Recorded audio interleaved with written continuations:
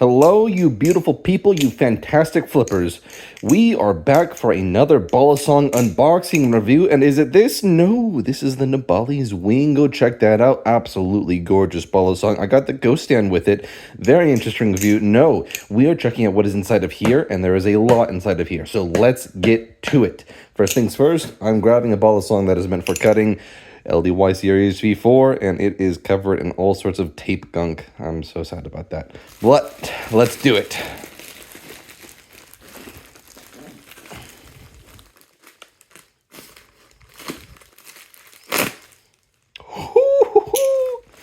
Let's see. All right, we're just going to go with whatever is first out of the box.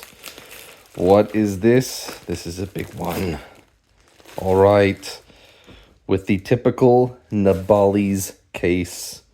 Actually, this one is different. It's got that nice black on the top. And you know what, guys? I'm finding out what this is for the first time.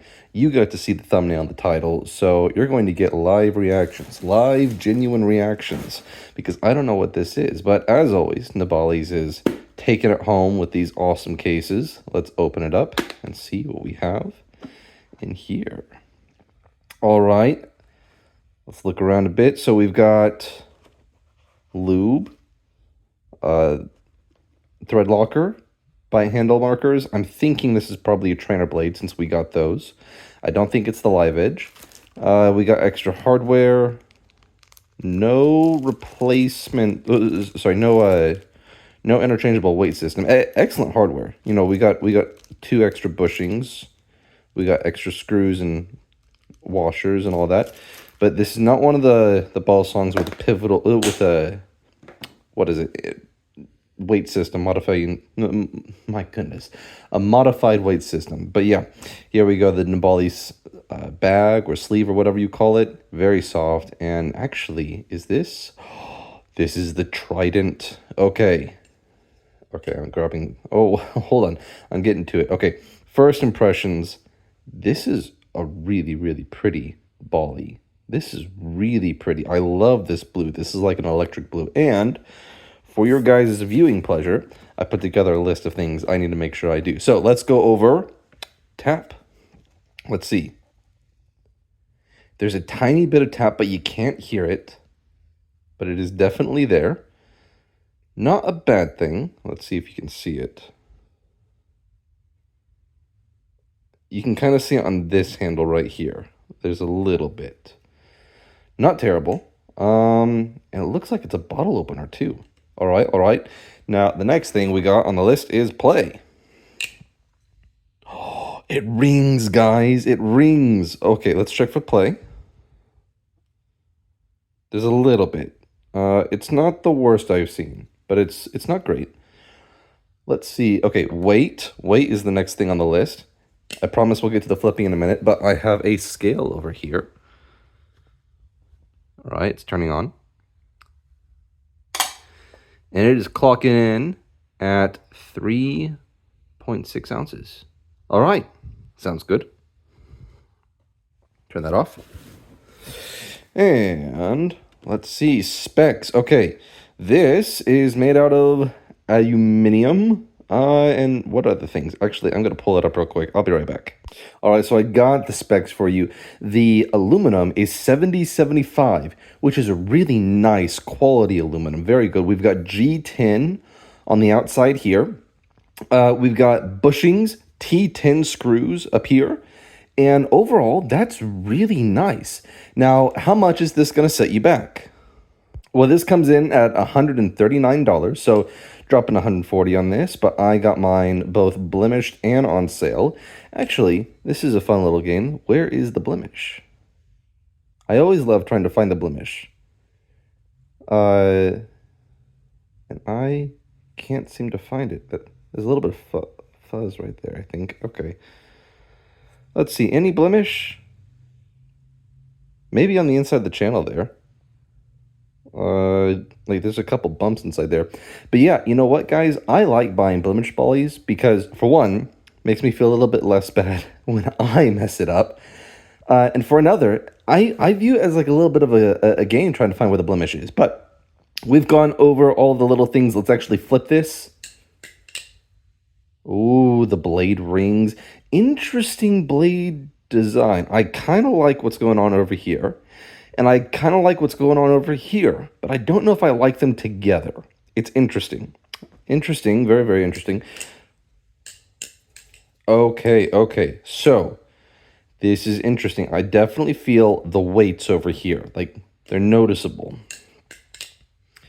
And it's hard to tell which handle is the bite handle when it's closed. So I'm going to have to figure that out. I might just... You know what? You know what? They give me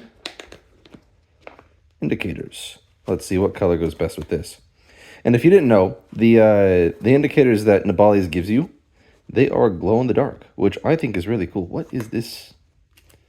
That hole's really small. All right. Let's see, which one do I want to put with this? Oh, we're definitely going with the blue one. Yeah, absolutely going with the blue one. Gonna put the green one aside, maybe use it on a different bally, and we're gonna slide that on right there. All right, here we go, guys. Okay, initial thoughts. This is a very light feeling balisong, but it definitely pulls. I'm feeling the tip weight. Okay, little bit interesting on carrying momentum. Let's try that again. Okay, there we go. You just got to give it a little bit of swing. I've heard a lot of people compare this to the Nautilus. So, we will be getting that out here in a moment. But people have referred to this as the Nautilus Killer. I don't know if that's the case. Because it's got quality materials. Oh, I completely did that on the bio handle. But let's see. Let's see. It's interesting. It's different. I don't know if this is directly comparable to the Nautilus. So let's actually go and get one and see how it feels. But yeah, overall, I like how this feels so far. Ah, messed up the helix. It's got an interesting way to carry momentum, but let's actually go get the Nautilus. I'll be right back. All right, so I got a Nautilus, and I can kind of see where they're coming from on the flipping experience, why they would compare the Trident to the Nautilus. They're both very light. The Trident feels more clacky. So if you like more clacky, go with the Trident. The Nautilus feels more light, and the Nautilus is still quieter. Oh, you know what? I need to put a sound test on my list of things to do. So here we go.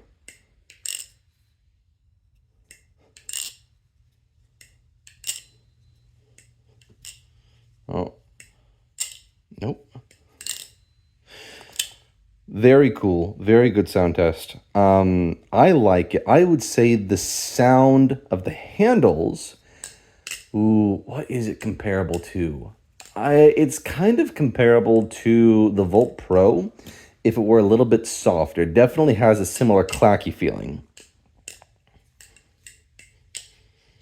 But yeah, I mean, so far this feels pretty good.